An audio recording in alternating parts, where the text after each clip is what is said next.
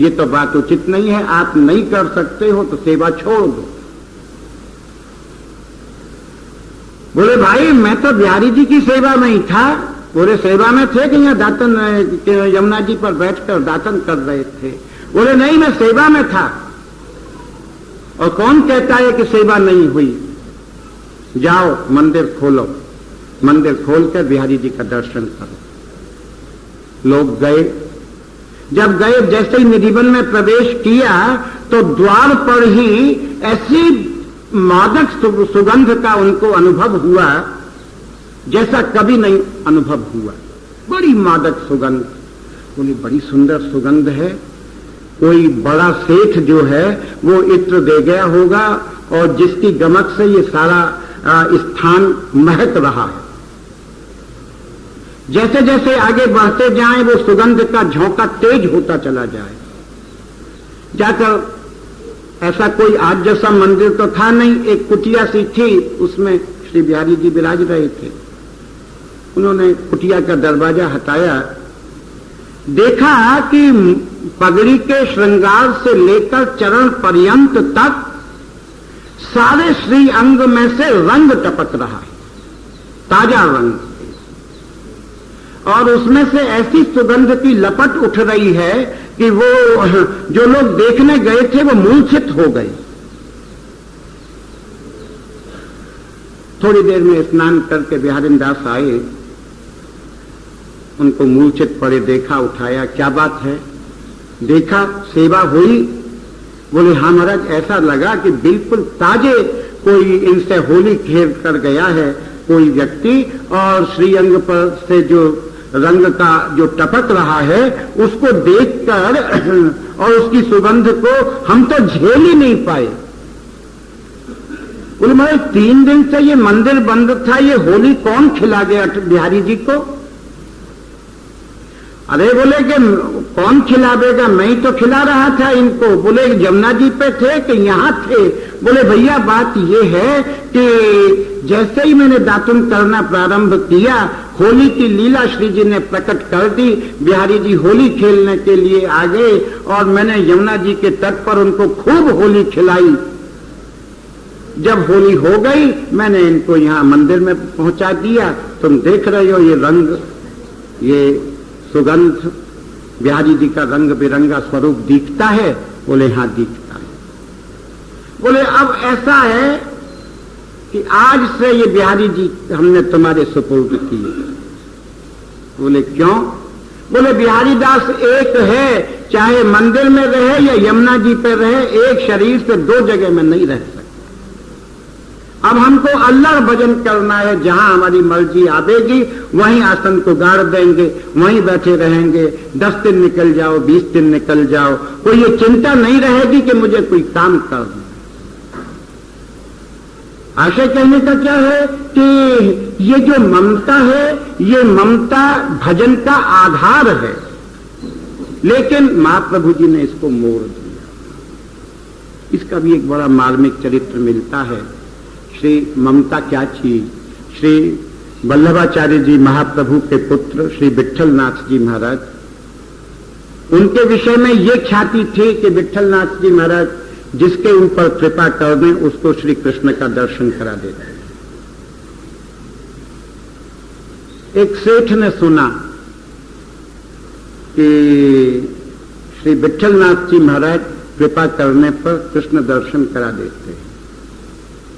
उसके मन में आया कि जिंदगी भर पैसा कमाया है, कभी भजन वगैरह तो कुछ किया नहीं, और जब जवानी में नहीं किया, बचपन में नहीं किया, जवानी में नहीं किया, प्रौढ़ अवस्था में नहीं किया, तो अब इस अधेड़ अवस्था में तो क्या कर पाएंगे?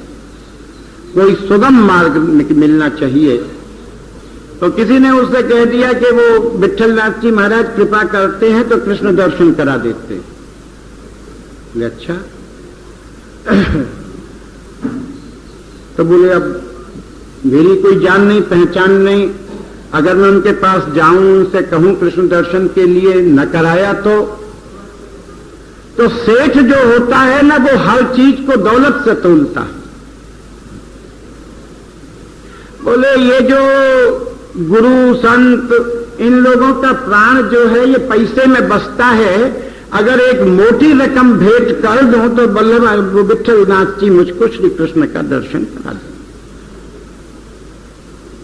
उसने कोई अच्छी सी राशि अपनी थैली में भरी, ले जाकर विठलनाथ जी के चरणों में भेंट करी। कौन हो भाई?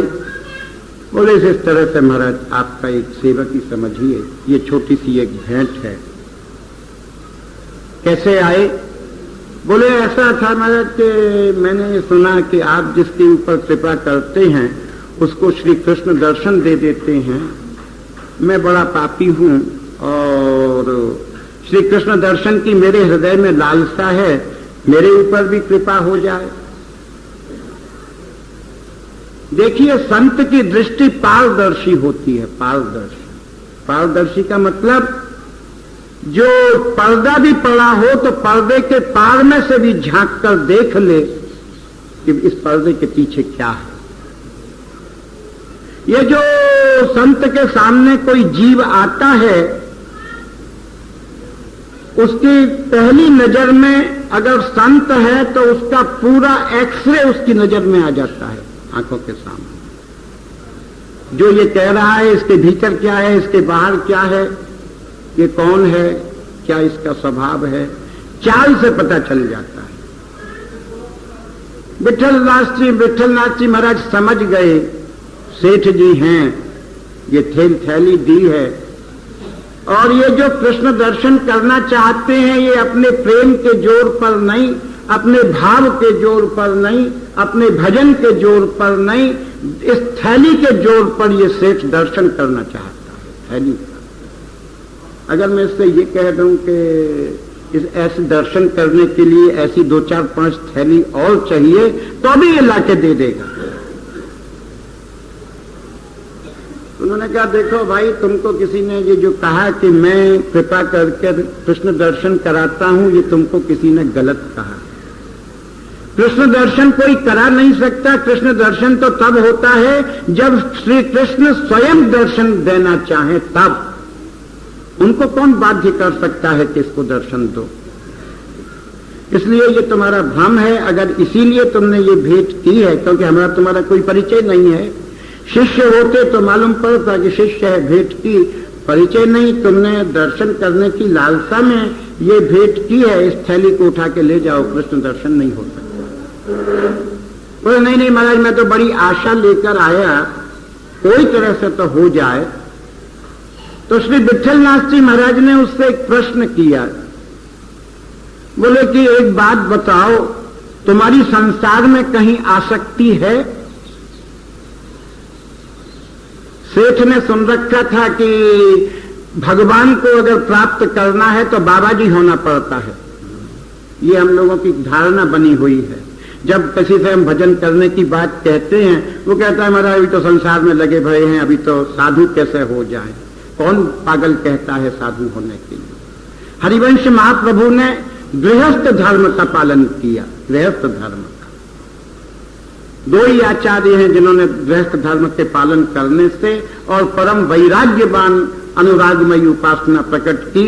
एक है श्री वल्लभ, एक है श्री हरिवंश। इन्होंने गृहस्थ धर्म में रहकर और उस स्थान पर, उस पदवी पर पहुंच गए जहां बड़े बड़े विरक्त आके इनके चरणों में मस्तक दबाने लगे। गृहस्थ आश्रम कोई साधारण नहीं होता।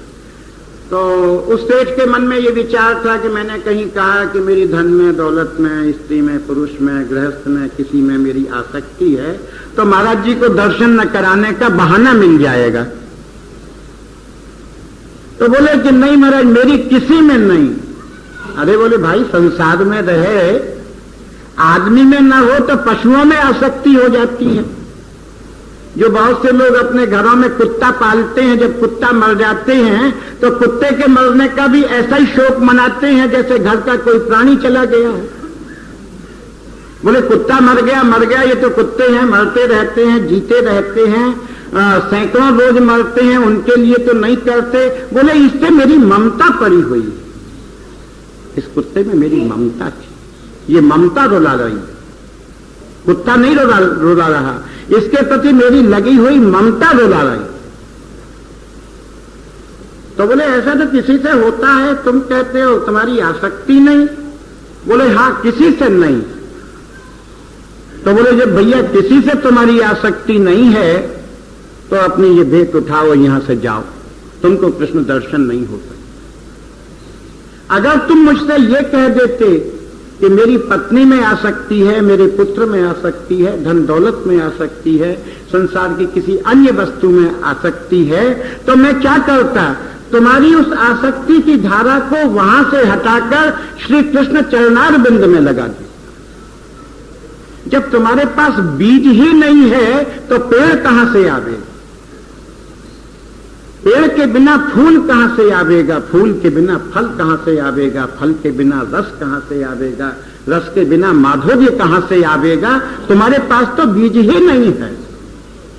आशय कि ये जो ममता है, ये जो आसक्ति है, ये प्रेम का एक अनिवार्य अंग है और उसका ये प्रतीक है भ्रमर।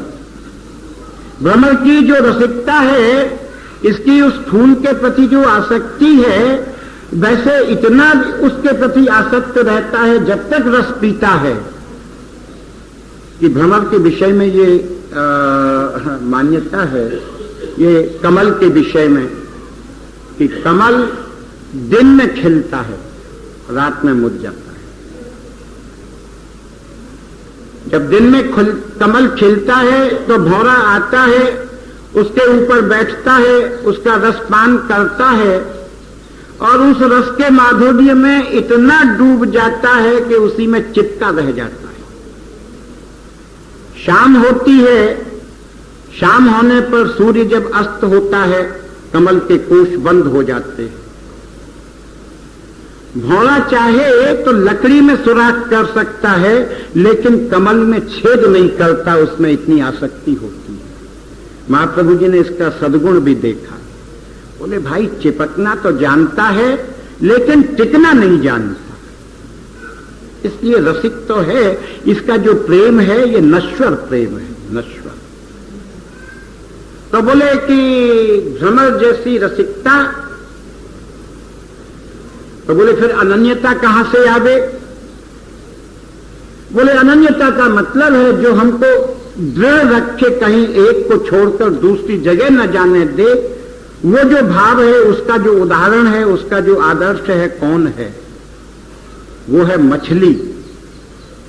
मछली अनन्य होती है, जल के संग उसका इतना अनन्य संबंध होता है कि जब तक जल में रहती है कलोल करती है, और जल में से उसको जरा बाहर निकाला, उसको सूखे भूमि पर पटका, वो एक दो बार तड़पी, प्राण दे दिया। अनन्य।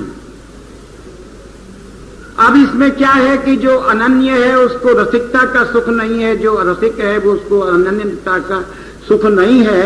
जब ये दोनों मिले तो रस और प्रेम पूर्ण बने। हम संसार है, संसार में हमको जो सहायता करेगा संसार में, वो हमारी रसिकता करेगी। हमको संसार के व्यवहार में अनेक जगह जाना पड़ता है, अपनी इच्छा के विपरीत कार्य करना पड़ता है, तो उसमें हमारा चित्त कठोर नहीं होता। कारण बोले कि अनन्यता के कारण, और रसिकता के कारण। और अनन्यता हमारी रक्षा करेगी कि हमको कोई दूसरे बहाव में बह न जाए। सेवक जी ने कहा कि इससे पूछा, महाराज ये जो उपासना की ये जो दो अत्यंत कठिन और विपरीत स्थितियां हैं, ये एक संग इसका निर्वाह कैसे हो सकता है? सेवक जी ने बड़ा सुंदर, बड़ा सुगम मार्ग बताया। बोले देखो, रसिक भी बनना, अनन्य भी बनना, और इस भाव से संसार का सेवन करना, तो रसिक और अनन्य इन दोनों भावों का संसार में एक साथ सेवन कैसे हो सकता है? तो उन्होंने बड़ी मार्मिक बात कही कि सब जीवन सो प्रीति, सब जीवन सो प्रीति, ये ध्रुव वाक्य है। ये हितधर्मी के लिए सेवक जी महाराज का एक आदर्श संदेश है। ये सेवक जी महाराज ने संसार में रहकर और हम सुखमय जीवन व्यतीत कर सकें उसका एक सूत्र दिया है। क्या सूत्र है? बोले सब जीवन सो प्रीति, संसार में रहना, सबसे प्रेम करना, सबसे, वही है सबसो हित निष्काम मति। बोले जब सबसे प्रीति करोगे तो तुम्हारे रसिक धर्म का पालन होगा, क्योंकि तुम्हारा चित्त कोमल रहेगा, तुम्हारी वाणी कोमल रहेगी, तुम्हारा व्यवहार कोमल रहेगा। जिससे भी तुम मिलोगे उसके प्रति एक सम्मान का भाव रहेगा और प्रेम का भाव रहेगा। और प्रेम के भाव में हमारे हृदय में ये बात आवेगी कि ये जो आया है इसको मैं कुछ दूं, इससे मैं कुछ लूं नहीं। ये प्रेम का भाव। बोले सब जीवन सो प्रीति, तो बोले ये तुम्हारा रसिकता हो गई। अनन्यता, अनन्यता का निर्वाह कैसे होगा? बोले कि अनन्यता का निर्वाह होगा, बोले रीत निवाहत आपने। लेकिन जब अपने जीवन के निज व्यवहार में, जिससे केवल तुम्हारा संबंध है, वहां पर जो अपना धर्म है, जो अपनी रीति है, जो अपनी परिपाटी है, केवल उसी का निर्वाह करना। ये सब जीवन सो प्रीत, रीत निवाहत आपने श्रवण कथन परति, यह जो कृपा हरिवंश। हम संसार में रह के सबसे प्रेम कर लें, जो कि अत्यंत कठिन, दुर्लभ, असंभव काम है, ये अपने आप में कोई साधारण उपलब्धि नहीं है। इसका भी जो सूत्र है, इसका भाष्य सुधर्म बोधनी जी में महात्मा लाडली दास जी ने किया। बोले महाराज सेवक जी ने कहा कि सब जीवन से प्रीति, तो सब जीवों से कैसे प्रीति हो सकती है? तो लाडली दास जी ने उसको और सुगम बनाया। बोले सुख देवे को चावचित, सब संहित निष्काम। देखिए ये जो भाव है, हम लोग गृहस्थ आश्रमी हैं, और गृहस्थ आश्रमी होने पर अगर हम अपने परिवार के व्यवहार में इस भाव को स्वीकार करते हैं और इसके अनुसार चलते हैं, तो आप समझना कि कभी परिवार में झगड़ा झंझट खड़ा हो ही नहीं सकता। संसार में जो झगड़ा, परिवार में जो झगड़ा खड़ा होता है, वो इसलिए खड़ा होता है कि परिवार का एक एक व्यक्ति दूसरे से सुख लेना तो चाहता है, लेकिन दूसरे को सुख देना नहीं चाहता। झगड़ा यहां खड़ा होता है। हर परिवार का व्यक्ति ये समझता है कि परिवार के जितने लोग हैं, मैं कैसे सुखी रहूं इसकी चिंता करें, ये कैसे सुखी रहें इसकी चिंता मुझे न, हमें न करनी पड़े। एक सामान्य व्यवहार में ये हमारा परिवार इस आधार पर चल रहा है। इसका परिणाम, बोले इसका परिणाम हमारे परिवार में झंझट, झगड़ा, तनाव, क्लेश इस रूप में होता है।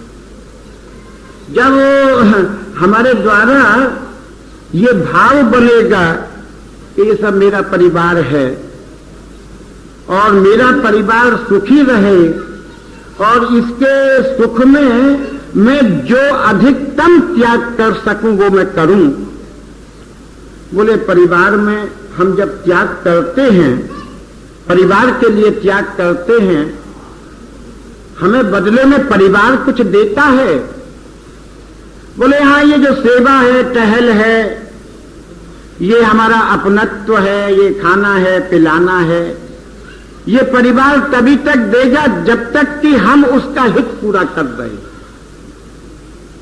जिस दिन हम उसका हित पूरा करने में कंजूसी करेंगे या असमर्थ होंगे, परिवार हमारा साथ छोड़ देता है। ये कोई ऐसी बात नहीं है कहानी की, कथा की, ये हमारे परिवार के प्रकट दृश्य है। और इस बात को हम इसलिए कहते हैं, जब तक कि हमारा परिवार प्रेममय नहीं होगा, तब तक श्री जी का प्रेम हमको प्राप्त नहीं हो सकता। ये जो हमारा परिवार का प्रेम है, हमारी पत्नी से प्रेम है, हमारे अपने पुत्र से प्रेम है, हमारा अपने परिवार धन संपत्ति से प्रेम है, यही जो प्रेम है, यही प्रेम श्री जी के पास जाएगा। कोई दूसरा प्रेम अलग से हमारे पास आने वाला नहीं है। इसी को धारा को मोड़ देना है। जब हम अपने घर में सेवा स्थापित करते हैं तो सेवा स्थापित हो जाने के बाद कोई हमसे पूछे कि तुम्हारे घर में परिवार में कितने सदस्य हैं, तो हमारे जितने सदस्य हैं वो बता देते हैं कि भाई 8 आदमी हैं। 8 आदमी जो हमारे प्रकट के हैं, तो हमको बताना चाहिए कि हमारे घर में 9 सदस्य हैं।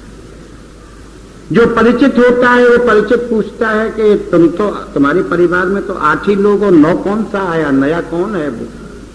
बोले हमारे घर में श्री जी विराजमान रहते हैं, ये भी तो मेरे समाज के, मेरे परिवार के अंग हैं, और अंग ही नहीं है, मेरे परिवार के मुखिया हैं, मेरे परिवार के मुखिया।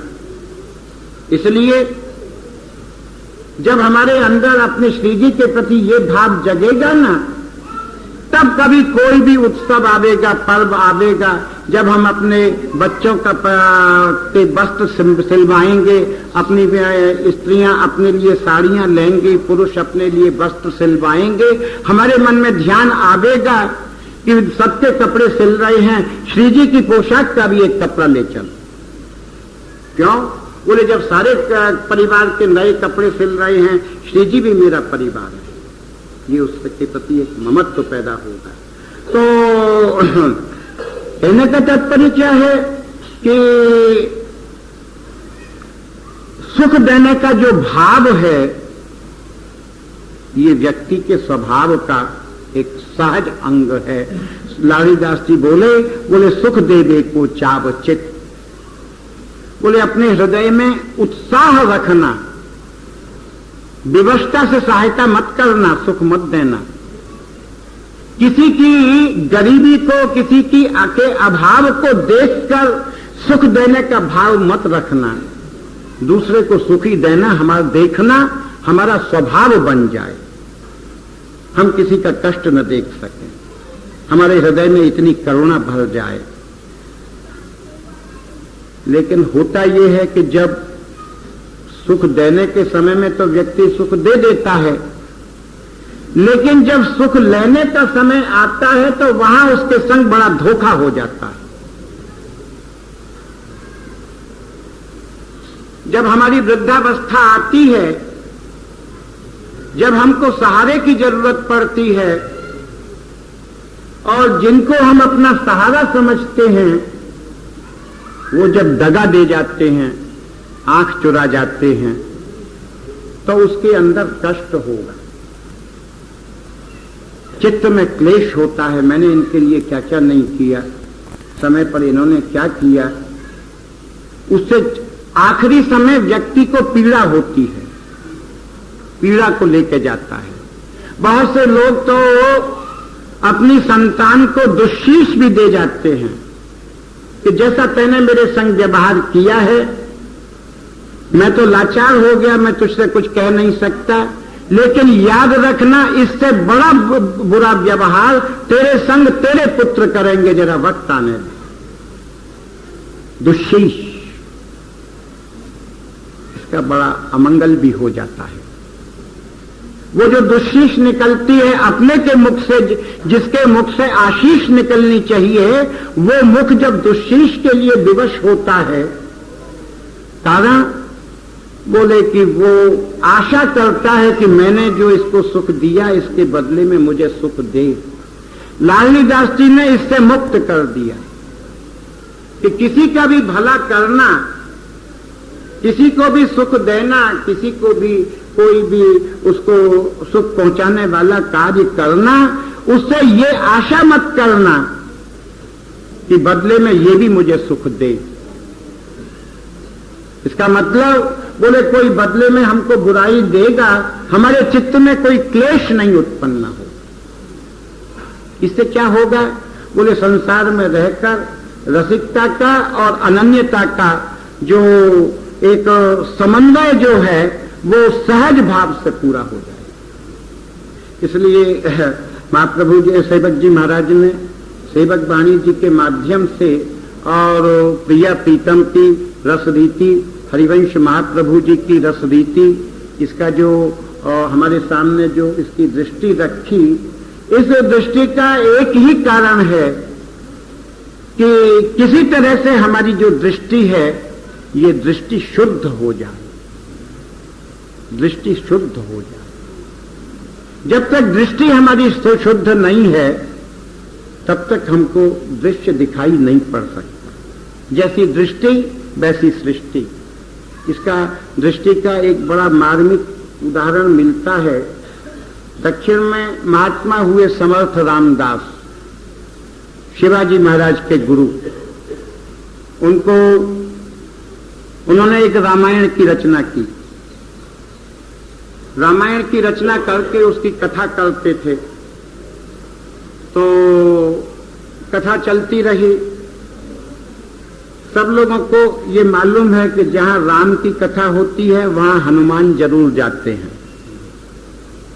ये भी एक उदाहरण है।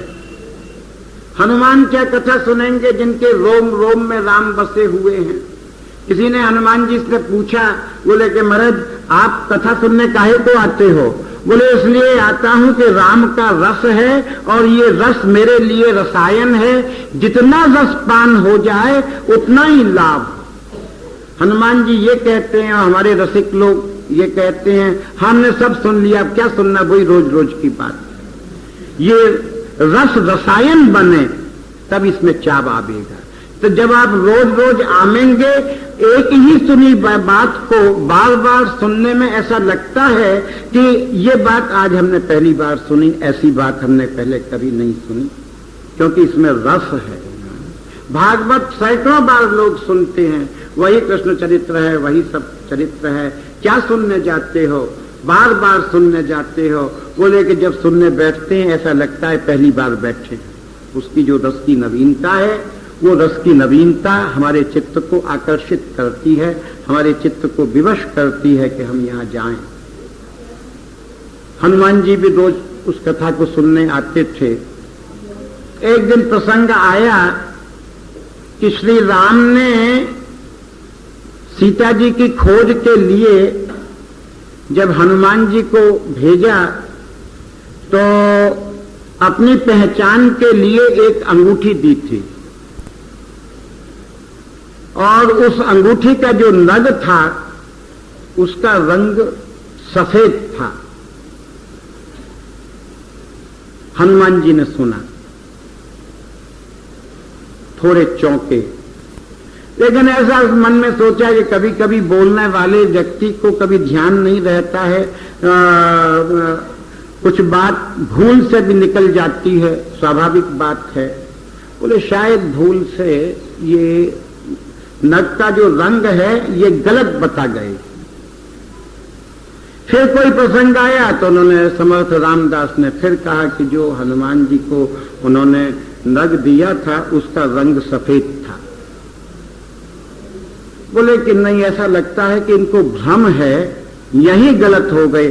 सारी कथा बिल्कुल ठीक चल रही है, लेकिन अंगूठे के नग के रंग पर आकर कथा अटक गई। हनुमान जी सुनते रहे बैठे बैठे। बोले जब सब चले जाएंगे तब मैं सुधार दूंगा। जब सब लोग चले गए, रामदास समर्थ अकेले रह गए, तो हनुमान जी पास में पहुंचे, प्रणाम किया। वेश बदला हुआ था, वो पहचाने नहीं। बोले महाराज जी आपकी बड़ी सुंदर कथा, बड़ा प्रामाणिक चरित्र, लेकिन इसमें एक भूल हो गई है। बोले क्या भूल हो गई? बोले आपने कहा कि हनुमान जो अंगूठी लेकर श्री राम की गए थे उसका जो नग था वो सफेद था। बोले हाँ सफेद ही था। बोले नहीं नहीं महाराज जी सफेद नहीं था, लाल था। समर्थ रामदास को पता तो था नहीं, तो वो जोर से कहा कि नहीं नहीं मैं जो कह रहा हूं वो बिल्कुल सही है, वो सफेद था, लाल नहीं था। थोड़ी देर तक ये विवाद चलता रहा, वो कहे सफेद था, वो कहे लाल था। जब विवाद उग्र बढ़ा तो हनुमान ही थे, तो एकदम आवेश में आकर अपने स्वरूप को प्रकट करके बोले कि तुम सच हो कि मैं सच हूं, मैं ही तो अंगूठी ले गया था। जितना प्रामाणिक ज्ञान मुझको होगा, मेरे से अतिरिक्त अधिक प्रामाणिक ज्ञान आपका नहीं हो सकता। आप तो वो बात कह रहे हो, एक कथा कह रहे हो, एक इतिहास बता रहे हो, मैं तो स्वयं ले जाने वाला था। इसलिए मैं आपका भूल को सुधार करना चाहता हूं, सुधार लो कि वो जो नग था उसका रंग सफेद नहीं था, लाल था। समर्थ रामदास उठे, हनुमान के चरणों में साष्टांग प्रणाम किया, बोले महाराज नग के बहाने से आपका दर्शन हो गया, मेरी कथा सफल, बड़ी कृपा।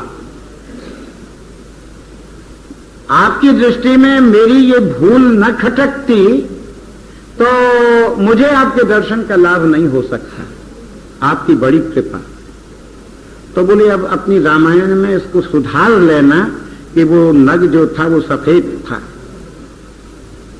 लेकिन अगर हनुमान राम के दास तो वो भी राम के दास ही थे, और जो राम के दास होते हैं उनकी शक्ति में कोई छोटा और बड़ी शक्ति नहीं होती। जिसके पास राम होता है उसकी शक्ति अनंत होती है। हम ये नहीं कह सकते, कभी अपने मन में ये नहीं समझना चाहिए ये बड़े भक्त हैं, ये छोटे भक्त हैं। जिसके हृदय में भी भक्ति महारानी विराज रही है वो सर्वोपरि है, बड़ा क्या छोटा क्या, ये सिद्धांत। जब हनुमान जी ने कहा कि आप इतनी इस गलती को सुधार लेना, तो समर्थ राम बड़े धीमे से, बड़े संकोच के साथ प्रणाम की मुद्रा करते हुए बोले महाराज जी मेरी आपसे ये प्रार्थना है कि आप अपनी धारणा में ये बात चित्त में से निकाल देना कि अंगूठी का रंग लाल था। अंगूठी तो वास्तव में सफेद ही रंग की थी। अब तो हनुमान जी को और क्रोध आया, बोले कि तुम मेरी बात को काटते हो। मैं राम का अनन्य, जिसने अपने हृदय को फाड़ कर और राम को अपने हृदय के सिंहासन पर बैठाया, तुम मेरी बात को काटते हो। मानो के रंग लाल था। समर्थ रामदास कहे कि नहीं महाराज सफेद था। तो जब विवाद उग्र हो गया तो बोले इसका जिद पड़ गई। वो हनुमान जी कहें इसका निर्णय होना चाहिए कि लाल था कि सफेद। रामदास कहें इसका भी निर्णय होना चाहिए लाल था उसकी सफेद। तो बोले फिर इसका निर्णय कौन करेगा? तो उन्होंने विचार किया कि इसका निर्णय वो दे सकता है जिसकी अंगूठी थी। अंगूठी किसकी? बोले राम की। तो बोले फिर इसका निर्णय, बोले राम को बुलाओ, पूछो कि तुम्हारी अंगूठी तुमने जो दी थी वो लाल थी कि सफेद थी। दोनों समर्थ थे, हनुमान जी के पास थे ही। हनुमान जी ने आह्वान किया, समर्थ रामदास ने आह्वान किया, श्री राम प्रकट हुए, दर्शन दिया। क्या बात है, कैसे बुलाया? दोनों ने प्रणाम करके बोले महाराज बात ऐसी है कि एक भ्रम पड़ गया है। इन्होंने रामायण लिखी है, उसमें ये लिख दिया है कि आपने मुझे जो अंगूठी दी थी जगत जननी जानकी को पहचान के लिए, उसका नग सफेद था। लेकिन मैं जब अंगूठी लेकर गया था तो उसका नग का रंग लाल था। ये कहते हैं सफेद, मैं कहता हूं लाल। अब हमारे विवाद का जो वास्तविक निर्णय है वो आपकी कृपा से होगा। आप बताइए कि वो जो आपने अंगूठी दी थी वो उसका नग लाल था कि सफेद? श्री राम के साथ सामने एक बड़ा भारी असमंजस। दोनों मेरे अंतरंग, एक पिता के दो पुत्र लड़े तो पिता के कमबख्ती आ जाती है कि बड़े का पक्ष ले कि छोटे का ले।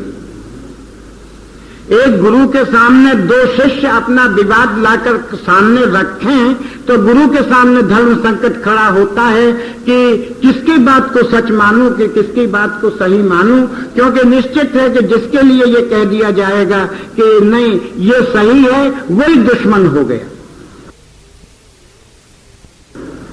एक बेड़ी है लोक की, ये संसार की, और दूसरी बेड़ी है शास्त्र की, मर्यादाओं की, पुण्यों की। उन दो बेड़ियों से ये जो जीव है ये जकड़ा हुआ है। ये जो ब्राह्मण लोग हैं ये शास्त्र का अध्ययन करते हैं, वेद विद्या पढ़ते हैं और इसके विषय में तरह तरह काल होता है। निकुंज में जाती हैं, शैया भवन में चित पड़ी हुई है, ललिता विशाखा इत्यादि सखियां खड़ी हो जाती हैं। नहीं वेद में ये बात कही है, कोई कहता है नहीं इसमें शास्त्र में ये बात कही है, और इसी जंजाल में, शास्त्रों के जंजाल में उलझ कर और धीरे धीरे उसकी सारी की सारी आयु व्यतीत कर बैठता है, इसी में उलझा रहता है। इसका परिणाम क्या होता है? बोले इसका परिणाम होता है कि वो प्रेमी नहीं बन पाता, प्रेमी बन नहीं पाता है। कारण कि जब वो प्रेमी बनने की चेष्टा करता है तो वेद शास्त्र सामने आके खड़े हो जाते हैं। हमारे यहाँ वृंदावन की उपासना में इनकी आवश्यकता नहीं है, इनके प्रति निरादर नहीं है। कोई हिंदू का जाया वेद का निरादर कर नहीं सकता, वेद का निरादर करता है, हिंदू नहीं है। लेकिन हमारी उपासना की एक विशेष पद्धति है, वहां पर वेद के प्रसंगों की कोई आवश्यकता नहीं है, इसीलिए इस वृंदावन से वेद को, इन शास्त्रों से इसको दूर रखा। सीरतवाणी जी में भी आता है कि एक दिन श्री प्रिया प्रीतम सखियों के साथ निकुंज में गुजर रहे थे तो देखा कि सामने कोई चार अपरिचित व्यक्ति खड़े हुए हैं और उस उनकी लीला को, उनके सारे रस व्यापार को और बड़ी उत्सुकता से देख रहे। श्री प्रिया की उन पर दृष्टि पड़ी। जब प्रिया की उनके ऊपर दृष्टि पड़ी तो उन्होंने सखियों से पूछा, सखी ये कौन है? बोले महाराज ये वेद हैं। वेद? वेद क्या होता है? वेद कौन होते हैं? बोले महाराज जी आप वेद नहीं जानते? बोले होते क्या चीज है ये तो बता, जानती हो कि नहीं बताए? नहीं जानती हूं कि नहीं जानती ये नहीं पूछ रही, ये बताइए कौन? बोले मैंने बताया ना कि वेद। बोले क्या है इनमें? बोले आप इनको पहचाने? बोले इसलिए मैं पहचान पाई इनको कि इनकी जो नजर है, इनकी नजर में कुछ जिज्ञासा का, कुछ कुतूहल सा है, इनकी नजर में प्रेम नहीं देखा, इसलिए तुझसे पूछा कि ये कौन है, कहां से यहां चले आए? बोले वेद। बोले इनका काम क्या है, क्या काम करते हैं? बोले महाराज जी ये विधि और निषेध की व्याख्या बताते हैं कि मनुष्य जीवन प्राप्त करने के बाद कौन सा काम करना चाहिए और कौन सा काम नहीं करना चाहिए। इसका मतलब बोले कि जिस काम को करने की ये आज्ञा दें वो काम ठीक, और जिसकी आज्ञा न दें उस काम को करना ठीक नहीं। तो बोले ये यहां काहे को आए हैं? बोले महाराज वैसे ही चले आए, ये भी यहां देखने आए हैं कि आपकी जो लीला है ये मर्यादा के अनुकूल है कि नहीं। बोले प्रेम का निर्धारण भी यही करेंगे, यहां बुला। चारों को यहां बुलाया। श्री प्रिया ने क्या किया? बोले खेल निगम मग पग सुभग खेल तुमर बर बाम। अपने चरणों का स्पर्श लगाकर एक हल्की सी ठोकर दी। बोले कि हमारे चरण का स्पर्श तुम्हें हो गया, तुम्हारा वेद होना सफल हो गया, अब ये वृंदावन से बाहर चले जाओ, हमारा तुम्हारा संग नहीं रह सकता। हमारा प्रेम का देश है और प्रेम के देश में वेद की शिक्षाएं और वेद का कार्य इस जगत में, प्रेम के जगत में इसकी कोई आवश्यकता नहीं, और तुम रहोगे तो हम शुद्ध प्रेमी नहीं बन सकते। इसका बड़ा मार्मिक उदाहरण मिलता है। श्री व्यास जी महाराज थे ना, तो व्यास जी महाराज को नित्य रास का दर्शन होता था। ये जो अपना रास मंडल है, इस रास मंडल पर श्री व्यास जी रात्रि को बैठते थे और भावना करते थे, और उसमें उनको नित्य विहार का दर्शन होता था, रास का दर्शन होता था। और श्री व्यास जी महाराज ही एक ऐसे रसिक हुए जिन्होंने अपनी वाणी से ये बात कही कि मैंने अपने नेत्रों से नित्य विहार का दर्शन किया है, और नित्य विहार का दर्शन मैं रोज करता हूं। अब मैं वृंदावन धन पायो, अब मैं वृंदावन धन पायो, अब तो व्यास विहार विलोकत शुक नारद मुनि गायो। मैंने अपनी आंखों से नित्य विहार को, उस नित्य विहार को देखा जिसको सुखदेव जी और नारद जी केवल गा के जिन्होंने छोड़ दिया, उस विहार को मैंने अपनी आंखों से देखा। अपनी आंखों से उन्होंने, व्यास जी ने दो बात कही। एक तो अपने लिए रसिक शब्द का प्रयोग किया, ऐसे कोई अन्य रसिक ने सहज भाव से अपने लिए अपने मुख से रसिक नहीं कहा, लेकिन व्यास जी ने अपने मुख से रसिक शब्द कहा। और दूसरा, अपने मुख से ये घोषणा की कि मैंने नित्य विहार को, प्रिया प्रीतम की लीला को मैं नित्य दर्शन करता हूं। तो रात्रि में बैठकर नित्य विहार की भावना करते थे। उसमें संयोग एक ऐसा पड़ा कि रास मंडल था, श्री प्रिया प्रीतम उसमें नृत्य कर रहे थे।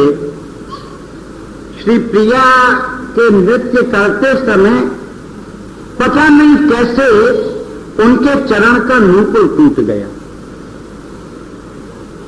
जब श्री जी के चरण का नूपुर टूटा, व्यास जी उसका बैठे बैठे दर्शन कर ही रहे थे, नजर पड़ी करे स्वामिनी का नूपुर टूट गया है, और कहीं इनको तो पता है नहीं, क्योंकि ये तो रास में उन्मत्त हैं।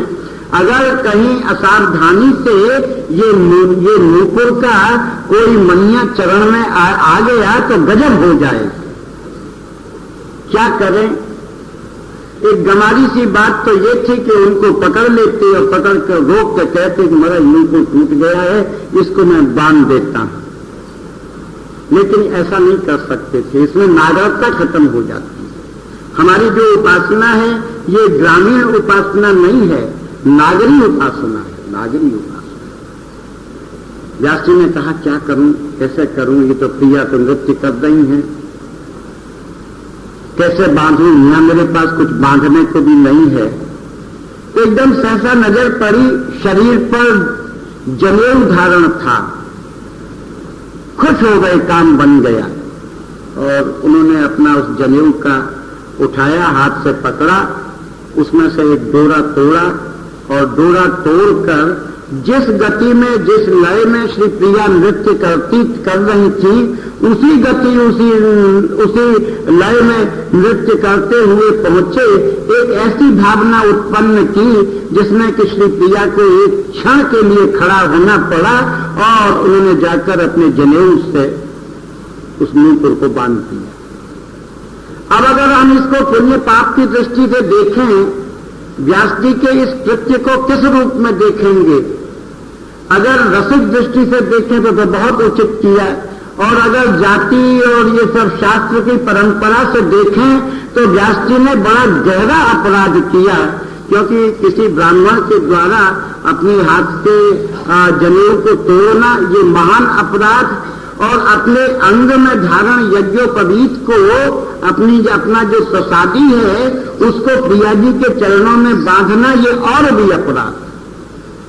लेकिन नूपुर बंध गया। सुबह अपना श्री प्रिया जो है वो नृत्य करने लगी। सुबह जब भावना से व्यास जी उठे, और भावना से उठकर जब श्री यमुना जी का स्नान करने गए तो उनको वो खंडित यज्ञोपवीत दिखा। अरे वो जनेऊ कैसे टूट गया?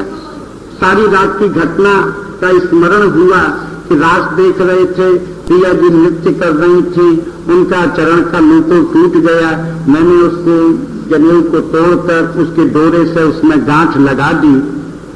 इसका जब उनको अनुभव हुआ तो मन में विचार आया कि जो ये जो मेरा जनेऊ है इसका तो उद्धार हो गया, मेरे रसिक के शरीर पर आकर और ये श्री जी के चरण तक पहुंच गया। अब इससे ज्यादा इसकी सदगति और क्या हो सकती है, इसलिए अब इसको अपने शरीर में धारण करना उचित नहीं।